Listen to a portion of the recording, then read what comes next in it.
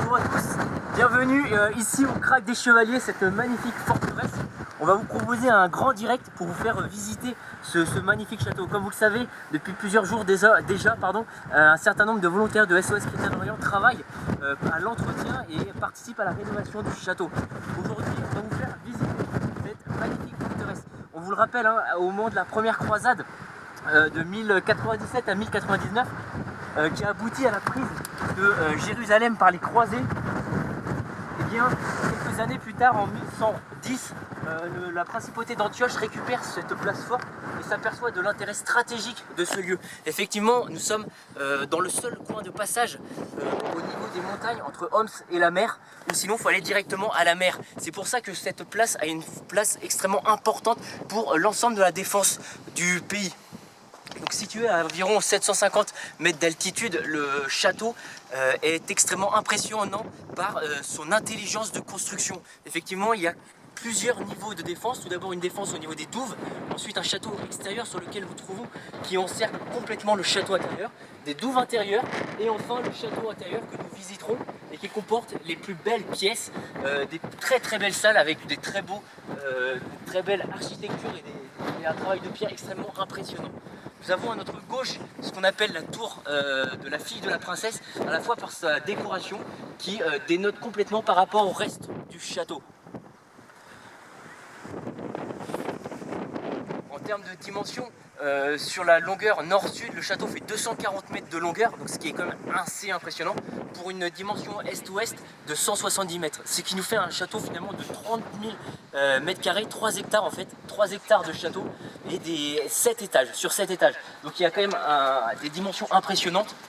Il faut savoir que jusqu'à 9000 hommes pouvaient vivre dans ce château. Il y avait en permanence 300 chevaliers et 400 chevaux, plus tout ce qu'il faut pour la basse-cour, les animaux, afin de nourrir tout ce beau monde.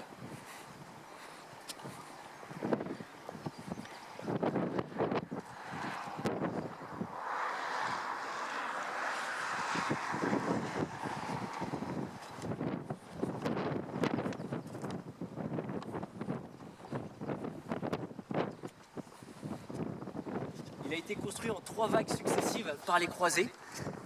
Donc de 1110 jusqu'à sa prise par les Mamelouks, enfin sa prise, je mets beaucoup de guillemets parce qu'en fait il n'a jamais été pris. Les Mamelouks s'y ont pris à 3 fois pour essayer de le prendre en 1267, en 1269 et enfin en 1271. Et en 1271 ils ont juste réussi à prendre le château extérieur et après ils ont fait un deal avec les chevaliers et comme c'était la fin des États latins, les chevaliers ont accepté et ont négocié finalement la restitution du château et en échange ils ont pu rentrer en Occident avec tout ce qu'ils voulaient. Donc finalement ce château, par son génie militaire et la façon extrêmement intelligente dont il a été conçu, ce château n'a jamais été pris par la force.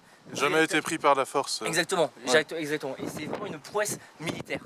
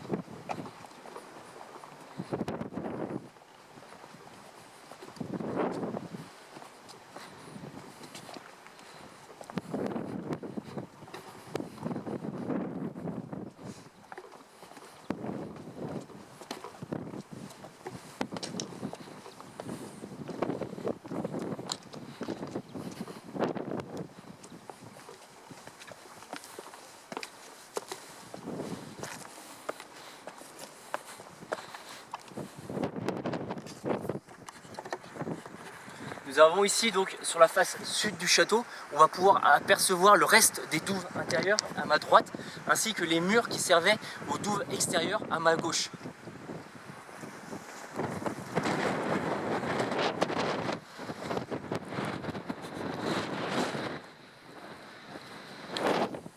Il faut imaginer qu'ici au 19e siècle, les douves allaient encore jusqu'au début du 19e siècle, jusqu'aux faces nord. Cependant, comme les habitants des villages avoisinants ont venu investir le château pour l'habiter, pour construire leur propre habitation, et bien petit à petit, les douves ont été limitées à cette simple portion sur la face sud.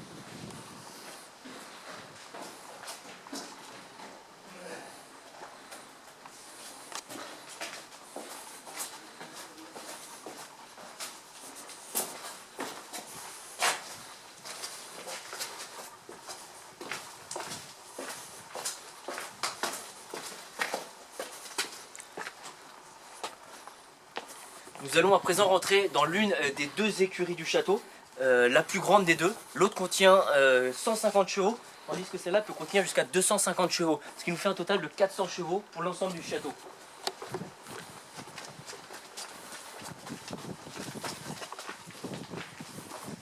Donc on est toujours dans l'enceinte extérieure du château? Oui. Tout à fait. À droite, vous avez des fenêtres qui permettaient à l'époque d'éclairer cette pièce. Les Mamelouks les ont fermées pour pouvoir construire une tour de défense supplémentaire. Et juste à droite en dessous, vous avez un passage secret qui permettait aux espions du château de pouvoir sortir et entrer en toute tranquillité lorsque le château était assiégé.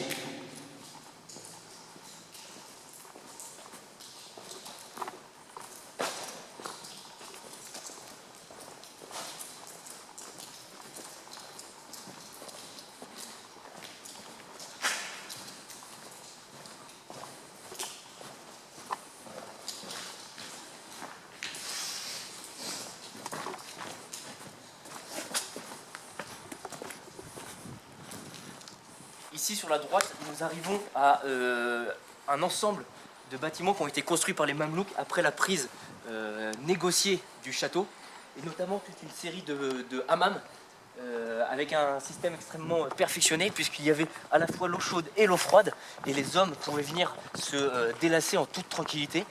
Ce hammam, comme vous le voyez, était juste à droite, hein, sous terre, ce qui lui donnait en plus une certaine forme de confort. Il pouvait recevoir un certain nombre de personnes. Voilà. Et c'est ici que les volontaires de SOS Chrétien d'Orient ont effectué leurs principaux travaux d'entretien du château. Donc essentiellement du désherbage.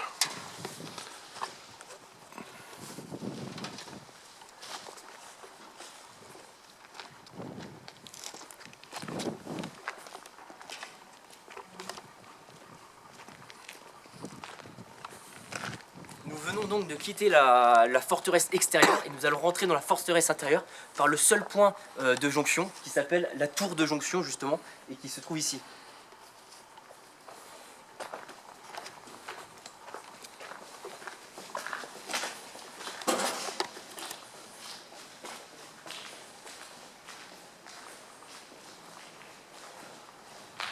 Regardez le travail des tailleurs de pierre, notamment pour l'ensemble des arcs qui repoussent, tout cela s'enchevêtre de façon absolument parfaite et c'est vraiment très très beau, vraiment extrêmement magnifique.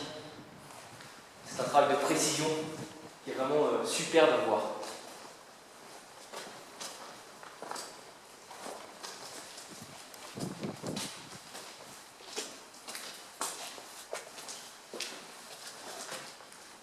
Sur le plan touristique, avant la guerre, le Krak était visité en moyenne chaque année par 400 000 personnes. Aujourd'hui, sur les deux dernières années qui viennent de s'écouler, ce sont que seulement 800 visiteurs. Donc finalement, ça a été divisé par 1000 le nombre de visiteurs à cause de la guerre. L'ensemble des villages avoisinants avaient des restaurants, des petites boutiques de souvenirs et faisaient vivre un certain nombre de personnes.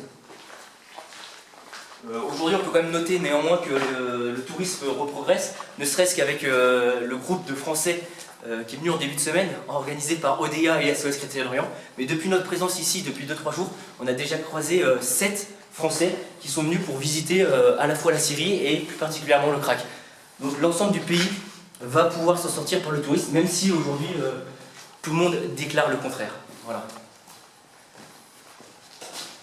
Nous arrivons au niveau de la principale entrée du château intérieur. Tout au long du passage que nous venons de faire jusqu'ici, il y avait 3 portes défensives qui permettaient à chaque fois de retarder l'arrivée de l'ennemi. C'était l'une des raisons en plus qui ont fait que le château était imprenable. Donc ces portes, la 3e porte se trouve ici, avant d'arriver dans la cour. Vous avez une herse qui coulissait à cet endroit-là, et on peut voir le reste de l'emplacement de la porte, notamment en haut, où étaient placés les gonds des portes. Il faut donc imaginer 3 énormes portes qui paraient l'arrivée des assiégeants.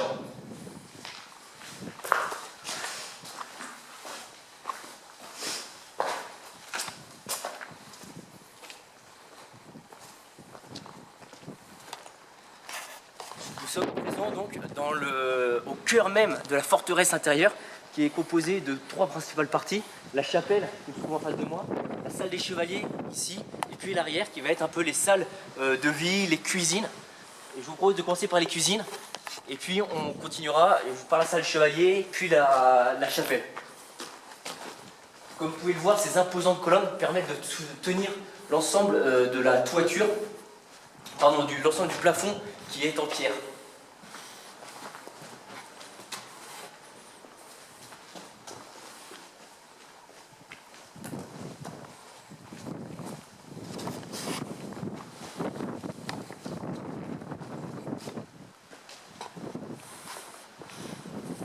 Nous sommes ici dans l'une des réserves du château, qui permettait donc de nourrir 300 hommes en permanence.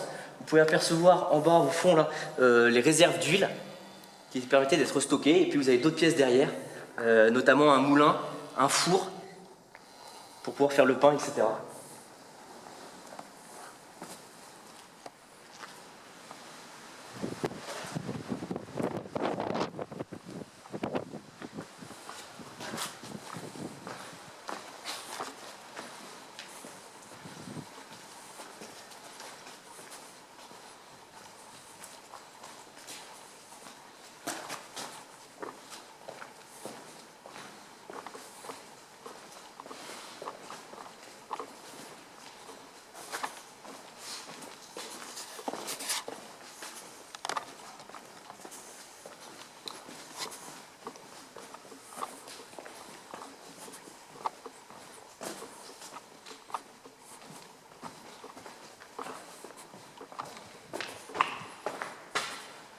Nous sommes arrivés donc, dans la salle des chevaliers, dont l'architecture dénote complètement par rapport au reste du château. C'est l'art gothique,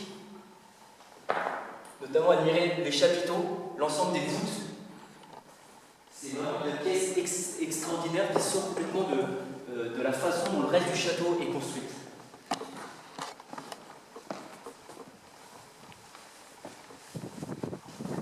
Et au niveau de ce péristyle, encore, l'empreinte du gothique est extrêmement importante. On peut notamment remarquer les clés de voûte qui diffèrent d'une façon, d'une clé de voûte à l'autre, pardon, et puis encore les chapiteaux, la finesse de tous ces travaux et de tous ces tailleurs de pierre.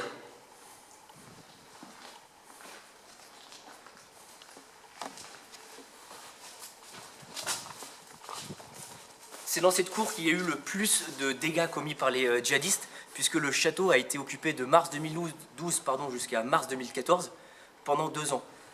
Notamment, à la fin, lorsqu'il restait plus qu'une trentaine de djihadistes, ils ont cassé tous les escaliers, puisque eux se sont installés en hauteur, lorsque l'armée est venue pour récupérer le château. Et comme ça, l'armée ne pouvait plus passer d'une tour à l'autre, et eux, ils étaient en position de sniper au sommet de chacune des tours. Il y avait jusqu'à 800 djihadistes en permanence dans le château, qui venaient de la frontière du Liban, puisque le Liban se trouve à 15 km environ à vol d'oiseau, et jusqu'à 15 000 terroristes djihadistes sont passés par le crack des chevaliers avant d'être envoyés vers d'autres fronts. Nous entrons à présent donc, dans la chapelle du château.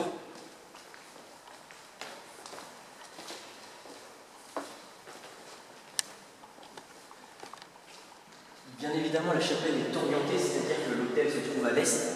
Cependant, lorsque les Mamelouks, comme je vous le disais, en 1271, ont négocié la prise du château, ils ont installé leur minbar qui, lui, est orienté, enfin, du coup, il n'est pas orienté, il est mis vers le sud, c'est-à-dire vers la Mecque.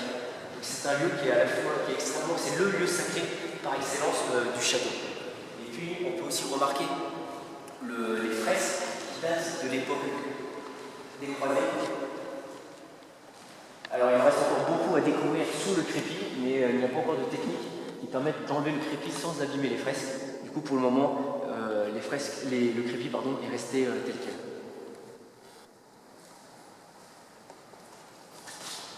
Nous allons à présent quitter la chapelle, passer par le corps des gardes, et ensuite nous monterons au sommet des tours pour que vous puissiez voir l'ensemble de la vue qui tourne autour du château.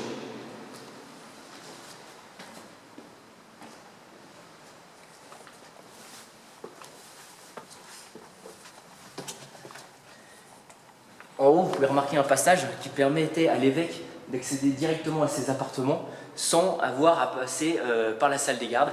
Il allait donc de sa chambre à la chapelle sans pouvoir être gêné par n'importe qui. Et ici se trouve donc la salle des gardes.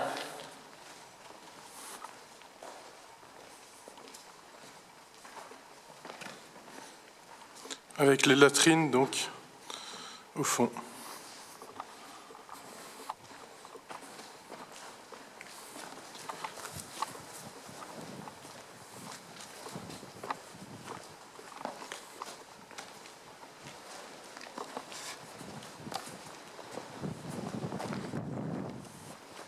Cet escalier avait été entièrement détruit par les djihadistes et depuis 2014, c'est le seul projet d'entretien qui a été rénové par le château.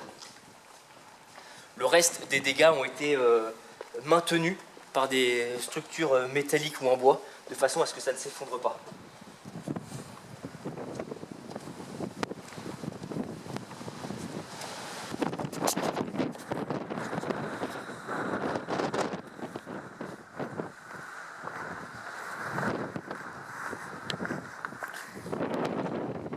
Tout à l'heure, je vous parlais de l'escalier qui permettait à l'évêque de sortir de sa chapelle.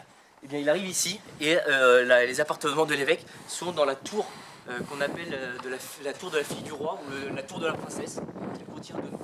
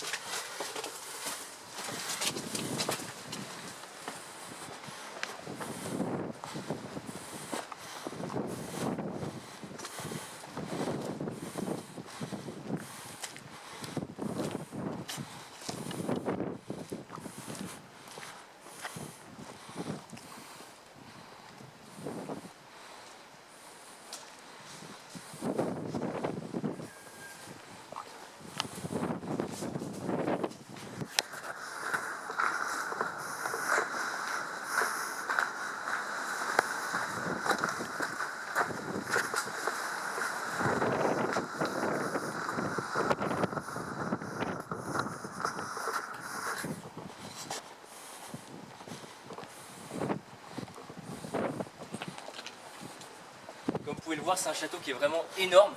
Il faut plus de 6 heures pour faire le tour de toutes les salles. Alors on va vous montrer que les principales, bien sûr, mais c'est vraiment un véritable bijou de travail qui a été réalisé ici. Avant de monter sur les toits de la plus haute tour, on voulait vous montrer cette pièce pour le travail qui est exceptionnel qui a été réalisé. L'ensemble de la voûte de pierre repose sur deux énormes piliers que vous pouvez voir au centre de la salle. C'est un véritable travail de professionnel qui a été réalisé ici. Et il faut s'imaginer que la carrière de pierre, d'où viennent toutes ces pierres, est à 4-5 km d'ici. Donc voilà, au XIe siècle, ils sont allés chercher toutes ces pierres à 5 km d'ici pour les monter sur ce rocher et en faire un des plus forts châteaux de l'époque croisée.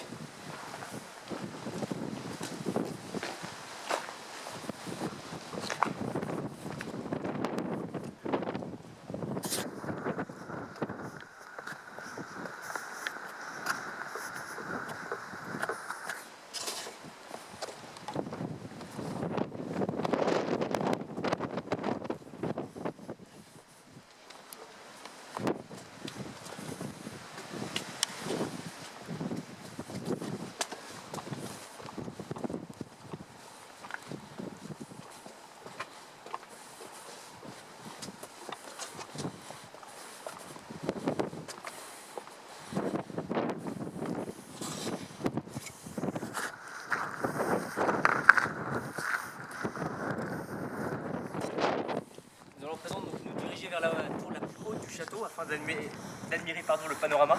Cette tour est appelée la tour du commandant.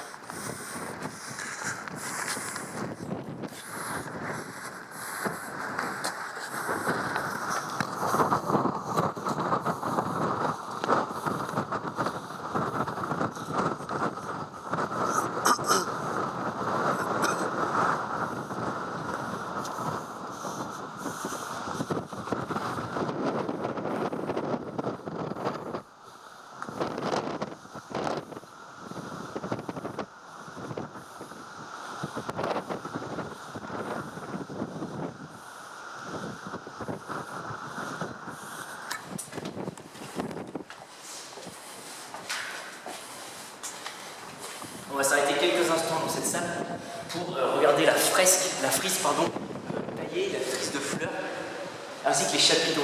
Avec la salle des chevaliers, c'est vraiment deux endroits du château où les pierres ont été travaillées. Même les bases des colonnes sont elles aussi travaillées, tendées, ciselées d'une manière extrêmement précise.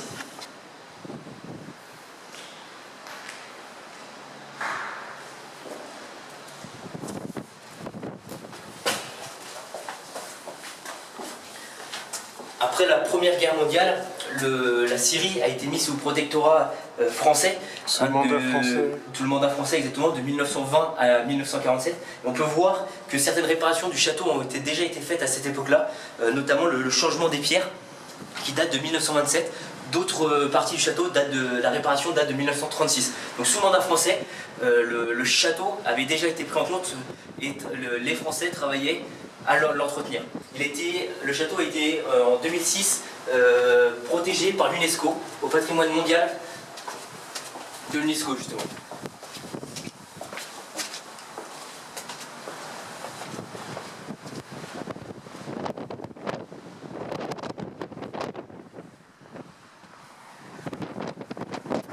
Nous sommes donc au point le plus haut du château qui nous permet d'admirer l'ensemble de la vue.